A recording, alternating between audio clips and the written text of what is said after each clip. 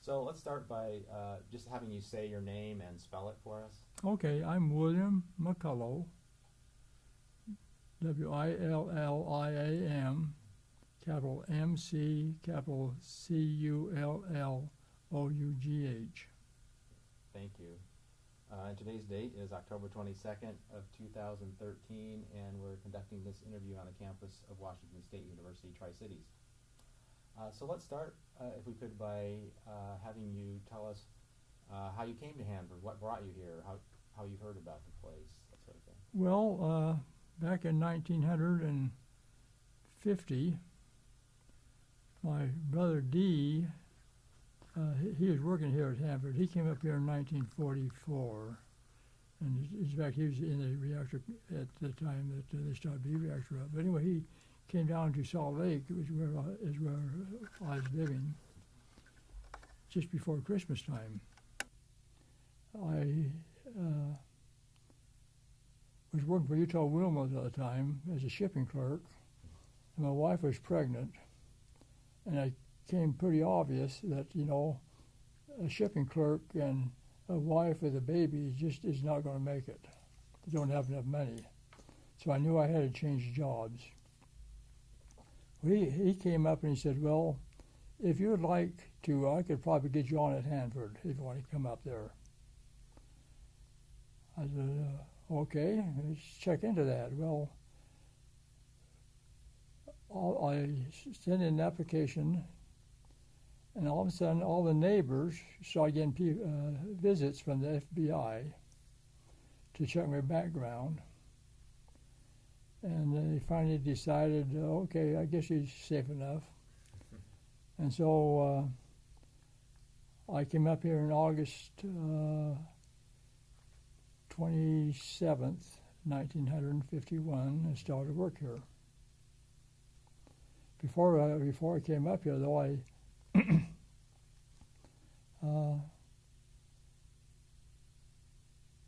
whoops, there it goes.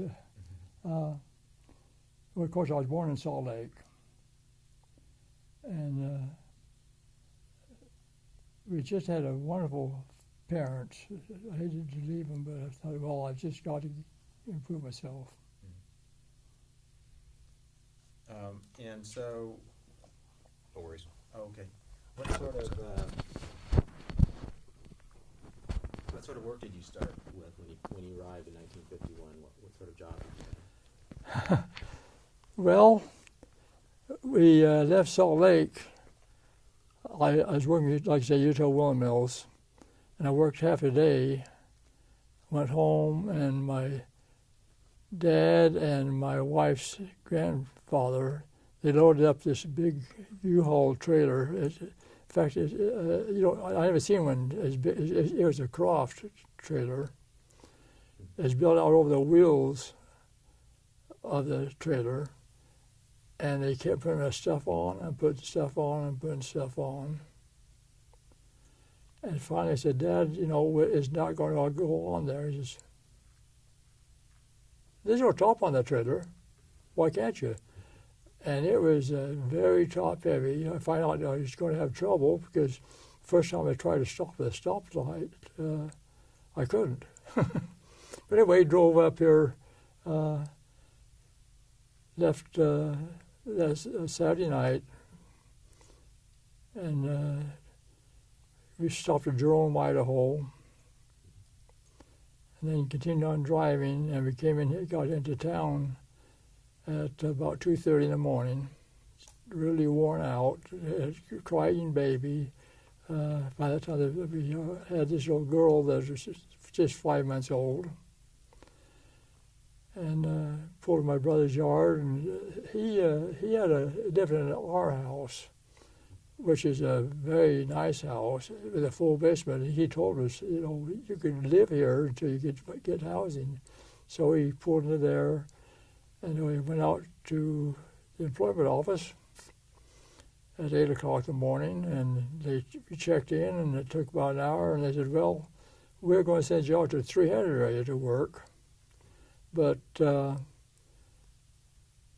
not going to do it today. You can go home and take the rest of the day off, and report out there tomorrow. I thought, oh boy, just what I needed.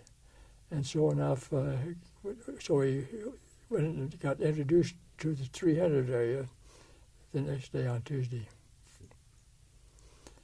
And what were your first impressions of Richland and the area when you first arrived? Well, that first day? Or in those early days when you first No, I realized it's quite a small town, but no, I was quite impressed with it. And in fact, we've always enjoyed it, living here. But it's smaller, but enjoyable. Mm-hmm. And so you said you started work at the 300 area. What sort of work were you doing? Well, the 300 area, I don't know if you're familiar with this, but their main job was to make the fuel elements.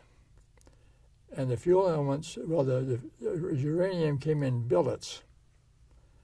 And they put them in an extrusion press and put them out into rods 20 feet long.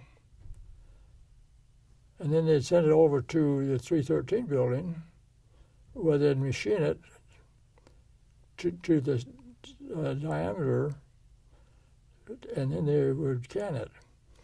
And the uranium really oxidizes fast. So they got to, as soon as they machine it, they've got to use it. And of course, they give it a nitric acid bath before they can it. And then they send it over to the canning and dipping line, or what we like to call the dip and Duncan line, to can it. And the fuel went over to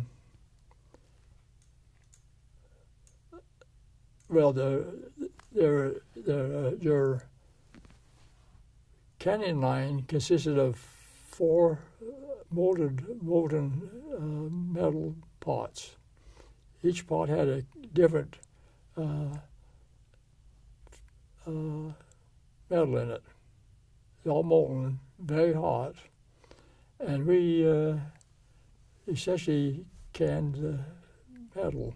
And to do this, we had to have full coveralls on. We had gloves that went from here all the way up to here.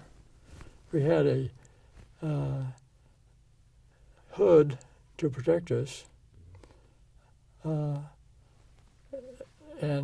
spats on the feet to protect our shoes from the splattering metal. And the canyon line was extremely uncomfortable, and you had to be. It was not unusual to get a splash because, like I say, that metal is running at 550 degrees, so it's pretty hot. And it was kind of an uncomfortable place to work, but the pay was good.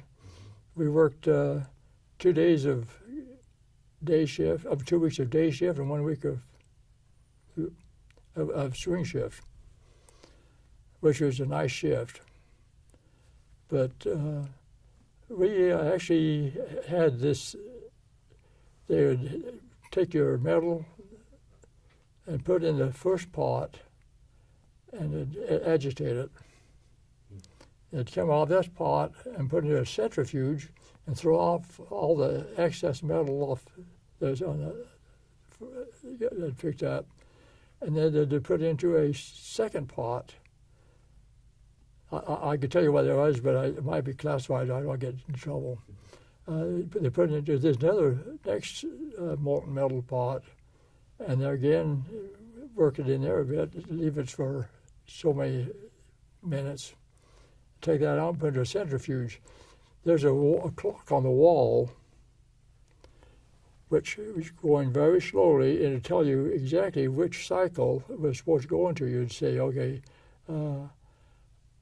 pot 1, and then it came over, it'd say centrifuge, and you'd put it in the centrifuge, and then you go down the next one, so it's pot 2, centrifuge, and then you go down to well, anyway, for the pot 3. And there you washed them a little bit to make sure you get all the air and everything off it. And then they pick them up and take them over to the next pot, which is molten metal also. And you'd actually slip them into the cans under the metal, under the molten metal, to can them. And then you put a little cap on it, over there, on that thing, and they'd take it out and move it over to the quench tank to cool it down. And after they got through there, then they'd take it down to a fluoroscope, take the newly canned metal, uranium, and they could see the end of your metal, and so they'd say, okay, we need to cut this can back to here so far. So they'd cut it to size, to the length they wanted, and then they'd send it to the next station and weld it, the cap end onto it. Then they'd take it out of the next station, another fluoride, to make sure it was cut right, made sure that they to specs. And then they'd take it to the next station, and they had what they called a frost machine, and they'd run it through an induction coil of gas. They'd take them and they'd put spray this frost on, and they'd run through and kind of bake it on. And if there's any air pockets or anything in the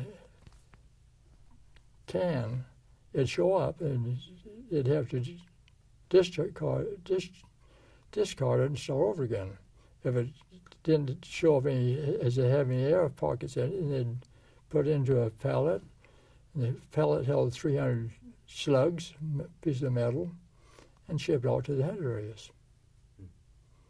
And so as a result, as an operator, you worked the canyon line and also each of the other stations. You rotated so that you kind of share the canyon line with everybody. You mentioned that the metal could sort of splash and get on the protective clothing, or yes, to say that they had we had these gloves, the leather gloves, and then asbestos covering all the way up to the shoulders to protect our arms, and we also had a full face shield over us and a hood.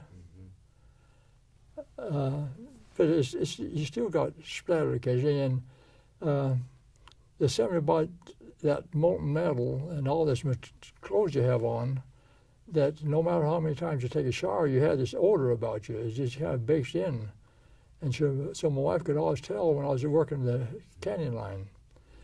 And it was dangerous, but we took our break one time.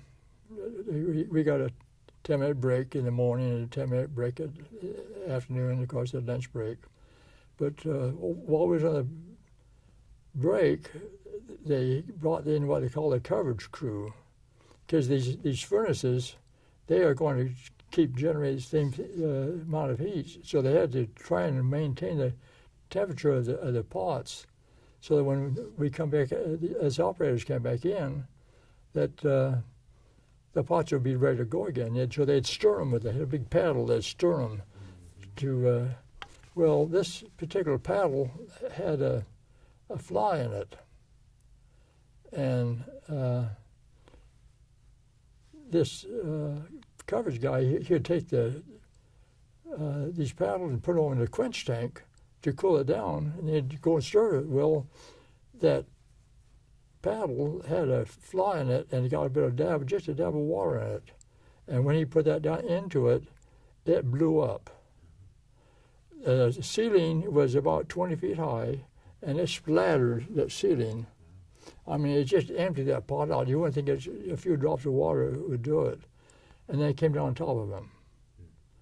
Very severe burns.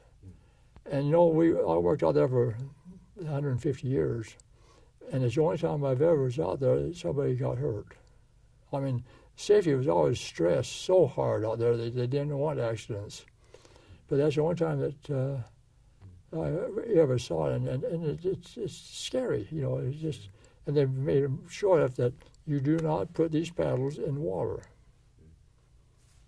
So. And about what time frame would it have been when that accident occurred? That would have been 1951 or 52. I went out to 100 areas in 1954, so it would have been in the time frame between 51, being that 3-year time frame. Mm-hmm. And you said that operator was severely burned. Did he recover, or do you know? Oh yeah, I think he may have came back on disability though, because he got very severely burned. So you worked as an operator there in 300 for about 3 years? From 1951 to 1954. 1954, I went out. Up until the 1954, your seniority was all one. In other words, to work in the reactors, you had to start 300 area, and it's all one seniority. And when you got enough seniority in 300 area, you was able to go to 100 areas. Well, just in 1953 or what have you, they said, we're going to give you one chance and one chance only. If you want to go to the 100 areas, you go on now. If you don't take it now, you'll be a whole new seniority group. You'll start at the bottom again. So my wife and I, we got thinking about it. Didn't want round-the-clock work, but I knew I didn't want to work the canyon line all my life either. So at that point, I went out there. I think in January 1954, I went out to the 100 areas to work. And so your job in the 100 areas was as an operator? Or? As an operator. Okay. Your operators out there they had a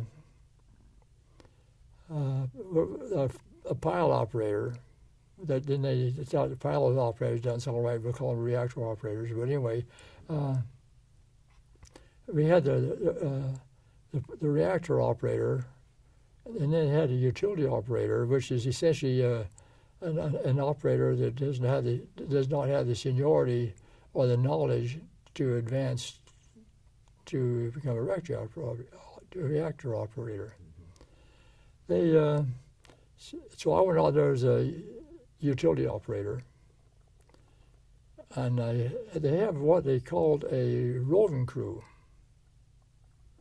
which is they rotate from all the different reactors. Anytime the reactor shut down, they would go ahead and assist them, give them the reactor crew some help, because there's also a lot of overtime because of it. But so I was put on the supplemental crew as this utility operator, and I worked out there for about a year, and they shift me into the C reactor. At that time, the C reactor was the newest reactor, and they put me in there as the utility operator to work. And so I worked there as the utility operator, which meant I could not sit at the control board, and I worked outside the control room pretty well. Didn't work in the control room hardly at all. Only just as needed basis. Worked for a fellow by the name of Ted Lewis. Can I put names? Sure. Worked for. He was the supervisor, and the control room specialist was Cliff Brenner, and both were very strict. And if this is what the book says, this is what you're going to do. Well, I worked there with in a C reactor for a bit, and they started getting hurting for pilot operators or reactor operators. And my boss, Ted Lewis, came out and said, Bill, he says, you are not qualified, but I'm going to qualify you if they promise that they will not shift you out and take you away from me until you get trained. And so on that stipulation, after a year out there as a utility operator, I was made a pilot operator, and at that time I could sit at the control room and take my turn at the control board, and with Cliff Benner looking over my shoulder and Ted Lewis looking over his shoulder, it came out pretty good. Can you explain maybe a little more detail what the sort of task then of sitting at the control board would mean? What sorts of What's that? What sorts of tasks were you doing then? You're sitting at the control board. What are you looking for? What sort of things are you keeping your eye on? The older reactors, they had 9 control rods to control the reactor. C reactor, they put in 15 total. And when you said the control board, you had the Celsons, which shows the position of the rods, and you had an instrument down here showing essentially where the temperatures of different tubes to give you an overall picture of where the temperature of the reactor is. And so you'd sit there, and then you had a galvanometer up here showing a change of power level. And then up here you had a big dial which showed you the actual power level. The power level indicator up here is very slow. It's calculated by taking the inlet temperature water and the outlet temperature water and doing like a bunch of calculating and throwing in factors and everything else, and it comes out with this is your power level. But this is very slow. This takes about 3 minutes for your actual changes to catch up. So you watch this galvanometer to get your feeling for the power level changes all, and then you go ahead and pull the rods in or out as needed to hold the power level, and you have the temperatures monitoring showing where the power, where the heat might be shifting to, and so you're trying to maintain a good even distribution of the power. And of course, the chief operator or the specialist, of course, he's telling you which you need to do, and sometimes you have to swap rods because the temperature's changing quite rapidly. The thing we had to call the xenon poisoning, which it poisons all the portions of the reactor, so we have to fight that all the time. So the heat is a continual movement all the time, and so we had to know it. So that's what we joined at the control board. And we had 2 operators assigned to the control, and each operator would sit for 2 hours at the control board, and the other operator would be walking around the control room taking readings, and et cetera, et cetera, et cetera. And then they'd swap. An interesting thing about it, I don't know, when you work graveyard, I don't know if you can get extremely sleepy along about 6 o'clock in the morning. I mean, in fact, you just feel like you'd lay down and die. And so then you do things to kind of stimulate your mind to keep you alert. Well, one morning I was sitting there at the control board, and I thought, oh boy, I'm tired. And then they didn't allow coffee pots in the control room, so somebody was going to go out to get some coffee, and they brought it back in and from the lunchroom, and it got my mind going. I thought, gee, you have a coffee pot and it perks. How long would that rod center tube have to be before it wouldn't perk anymore?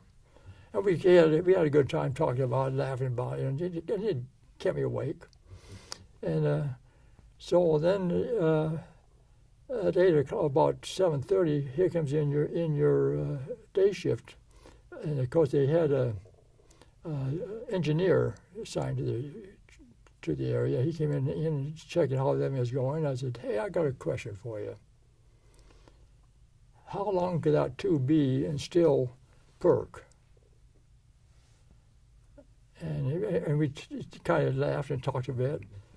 Well, then I didn't see him again. We changed shift. I went on long change, and it probably wasn't until I came back in a month. By that time, it had all gone. Well, here he comes back with about a 3-page document based on, you got to know the quality of the coffee, what brand is the coffee, what is the pH of the water, and like an engineer, but we all got a big laugh out. But I still have that write-up at home that he gave me. It was very fun. But anyway, it's things like that there we went through. And so how long did you work as an operator then? As a reactor? I worked at the C reactor for, if I get, can I look at notes? Oh, sure, yeah.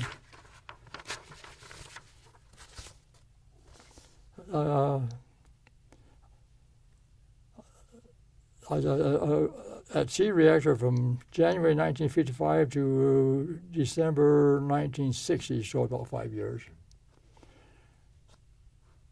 And then I went on the supplemental crew, and then I went back to C reactor for a while. But then in 1960, they offered me a promotion to be a reactor specialist, and at the 100B reactor, that's the one that the initial one. So I went to B reactor and worked as a reactor specialist. That means I had a full responsibility to control them. Your operating crew consists of a supervisor. By that time, what used to be called the chief operator, we were now chief reactor specialists. They have your supervisor and your reactor specialist, which are both monthly paid supervisory jobs. And then they had 5 operators, which consists of the operating crew. I forget where I was going now. So yeah. So you're talking about being a reactor specialist at the B reactor. Yeah. So I stayed in that position at B reactor for from 1960 to 1964. And in 1964, they started shutting reactors down, or before that time. And I watched them go down and go down. And I thought, I better get out of here because I'm going to lose my job. And by that time, I had 6 children. I thought, I can't afford this being laid off. So I thought, well, I'm going to drop back into the bargaining unit and pick up my seniority so they have a lot more people to lay off before they get to me. And so I stayed back there as an operator for a year or so. And everything quieted down, and I thought, well, maybe I'll just go ahead. And they offered me, they said, "Hey, Bill, would you like to come back to the reactor specialist again?" I said, "Oh, I'd love to." And about a month after that, they announced that they were going to shut down the D reactor. And I thought, well, I guess I better get out of here. So then I started looking for that job. So there was something else I was going to say when I got sidetracked. Anyway. I was going to ask you, when you moved to B reactor from C reactor, you became a reactor specialist, which meant, as you said, more supervision and responsibility. Was there a significant difference between the two reactors themselves? A big difference. Could you explain? B reactor had 9 control rods. C reactor had 15, which meant that we had that much better control. The old reactors, there's a big gap between the top bank of rods and the top of the reactor, the active zone, and also the bottom. Well, as a result, by that time they had developed the splines, and we could put in temporary poison splines and pull them back out to supplement the control rods. B reactor you had to do a lot more front face work than because as ion poisoning, it'll build up here and it'll die. This area will die off, and then you shift down here and go this way, cycling all the time. So you had a lot of front face work to be done. C reactor, you had another bank of rods, which made a big difference. So the C reactor is a lot easier reactor to operate. Were there ever any, during years working in either of those reactors, any things happened, emergencies or sort of critical issues with either reactors at any time? There's what now? Were there ever any sort of emergencies or critical issues at any time with either reactor? Not really. We had lots of problems in that during the charge-discharge, quite often the hot fuel elements would drop down amongst instead of dropping in the basin, they'd fall into the back pigtails and so you couldn't go in the rear face at all. And then you had to figure out how to get them out of amongst the tubes. And you had ringing fire hoses and everything else, and you couldn't stick a head around. You had to do it all by mirrors to get them out. But in general, not major problems. I might point out, I guess it's when I was at C reactor, they decided they was going to build a nuclear ship, NS Savannah.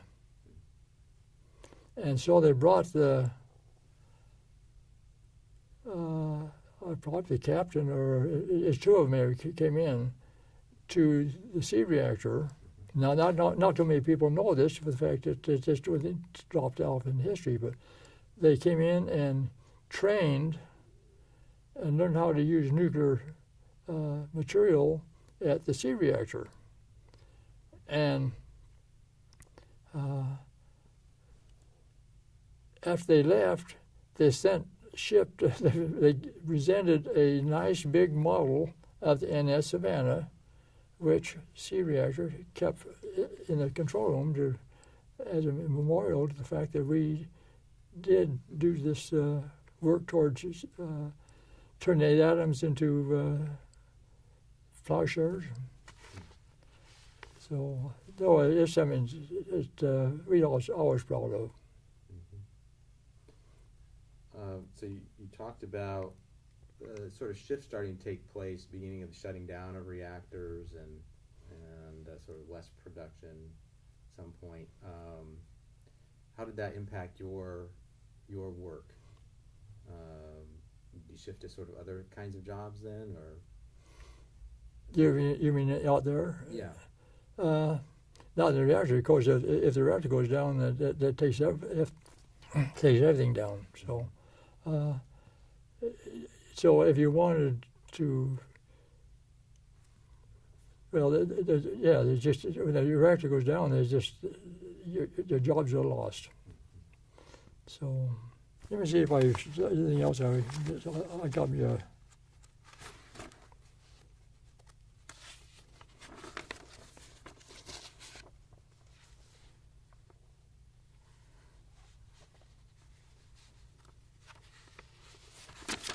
You worked at N reactor for a little while? Well, actually, what happened is that following my progression, I finally decided I had to leave. I started looking for jobs, and I heard that they were going to build a brand new reactor, the FFTF, Fast Flex Test Facility. So gee, I thought maybe I can get on that. So I put an application down there, and I got in contact and said, well, I wanted an interview. So I went on and interviewed with Pat Cabell. He says, we are going to monitor the engineering and help them to build this new reactor. And so I took that job. I didn't know anything about engineering, about planning and scheduling. He said, we'll train you.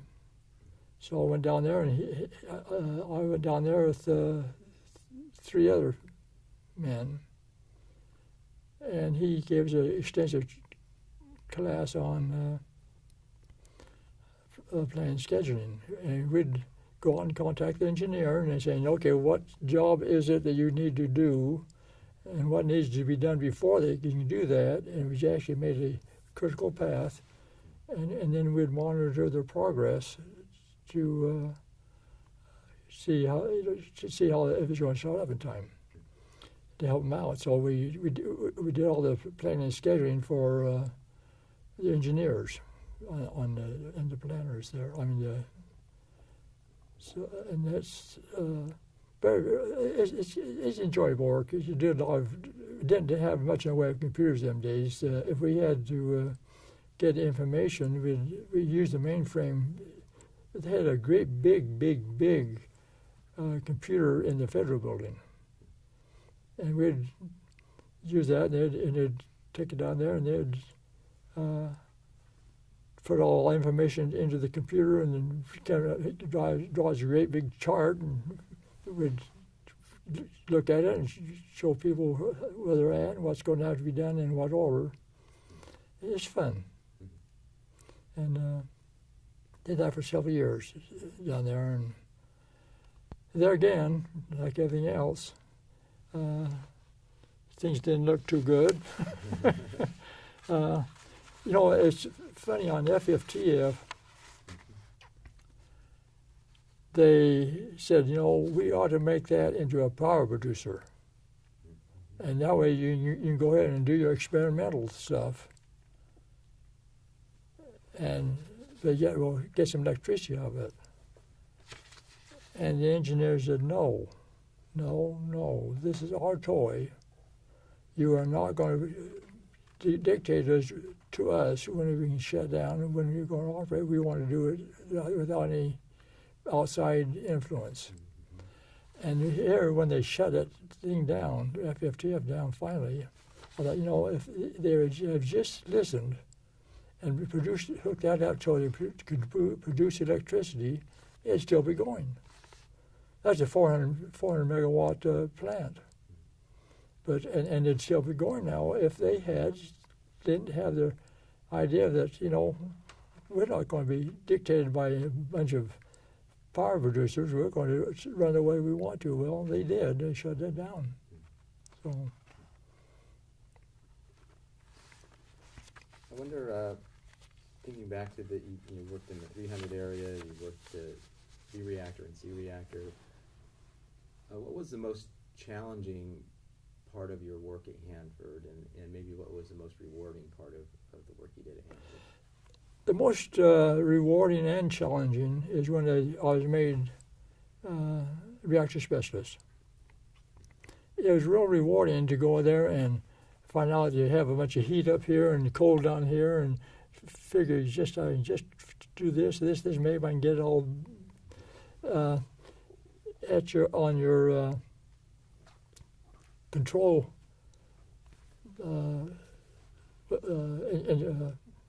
recorders right next to your operator.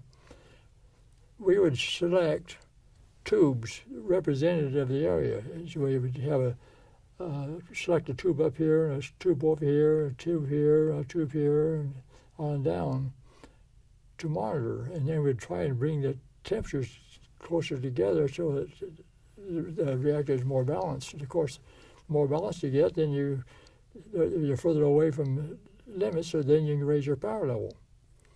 So that was real challenging to go in there and see what a mess the previous shift had left you, and then you go in there and because the heat is always, the heat which is also a reactivity is always shifting in the reactor.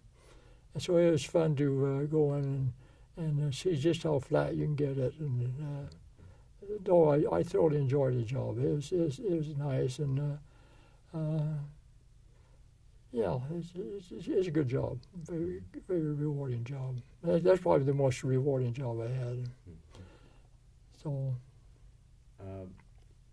You mentioned earlier the incident happened when you were working in the 300 area. The worker who the panel exploded, and were there ever any other incidents? And it doesn't have to be a safety incident, but just things that sort of stand out in your mind, that in your memory is really unique things that happened during your time working at Hanford. Any special events or just happenings that really stand out in your mind from your time working there? No, I can't. Offhand, I can't think of anything. Could I have a drink of water? Oh, yeah, and there's water right there. Oh. Sure.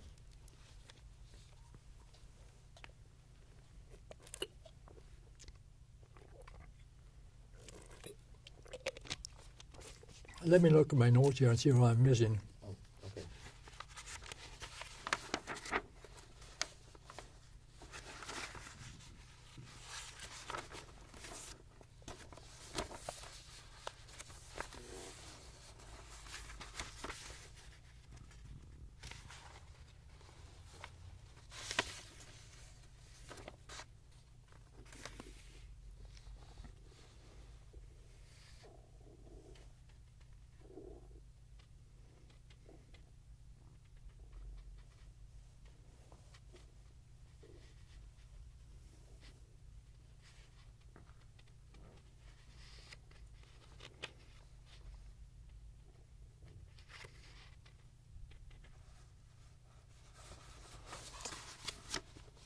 Am I live yet?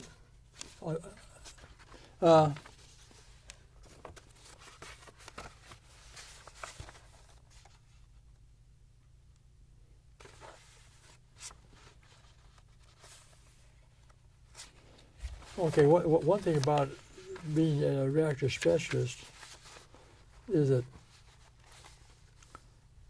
I had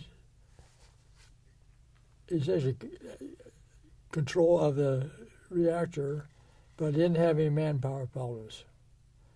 The supervisor, he had personnel problems, everything else, but as a reactor specialist, if the people saw the belly ache, I'd say, go see the boss.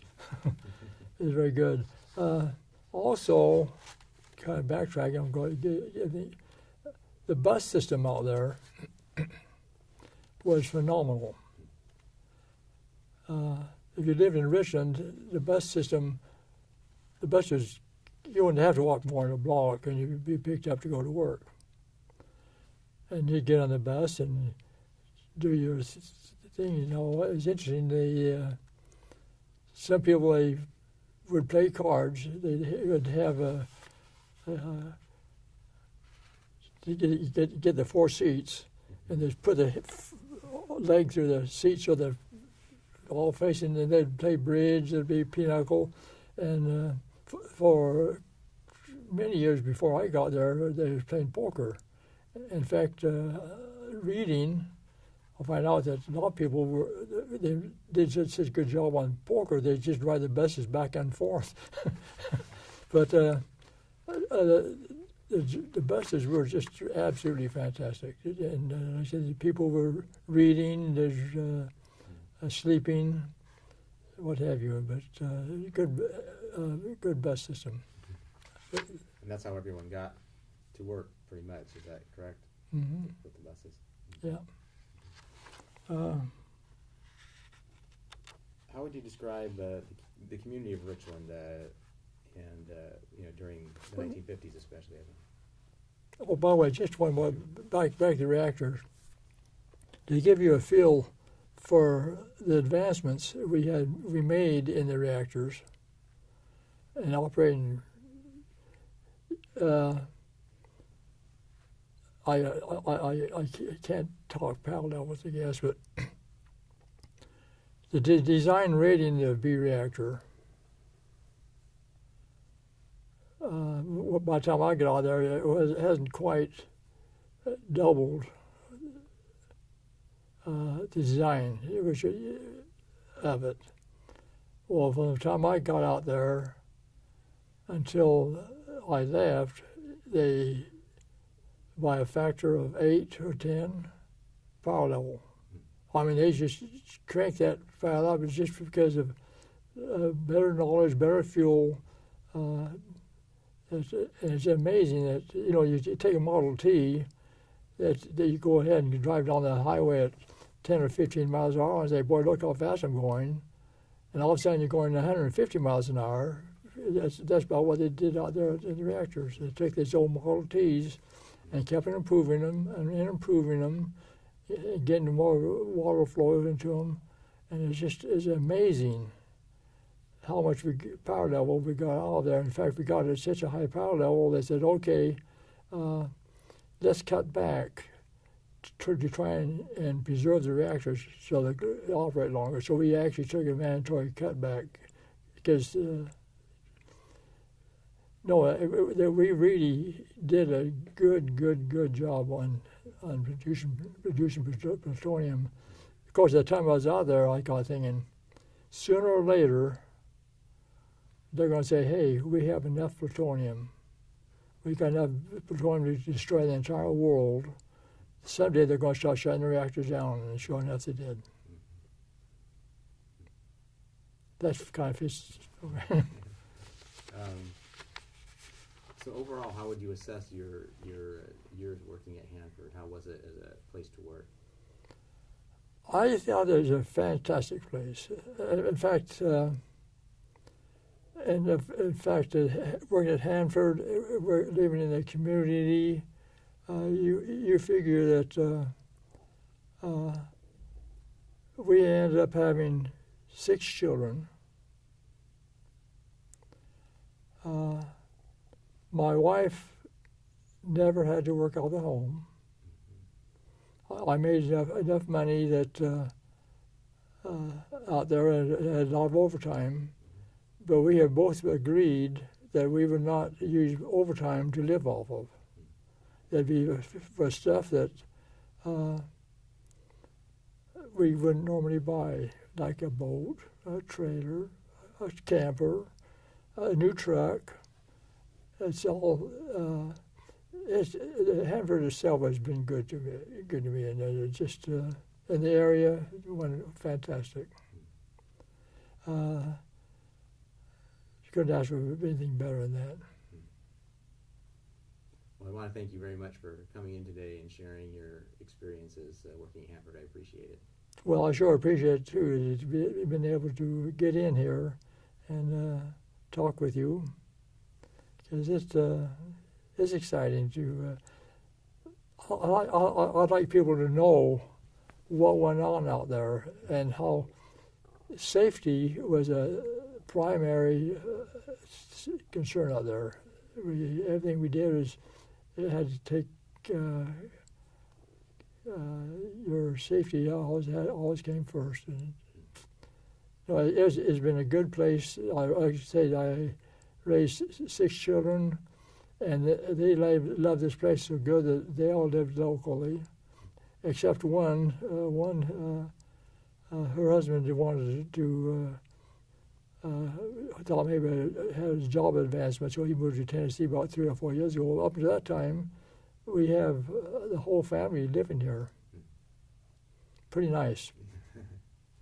All right, well, thank you again. I appreciate it. You bet. Thank you.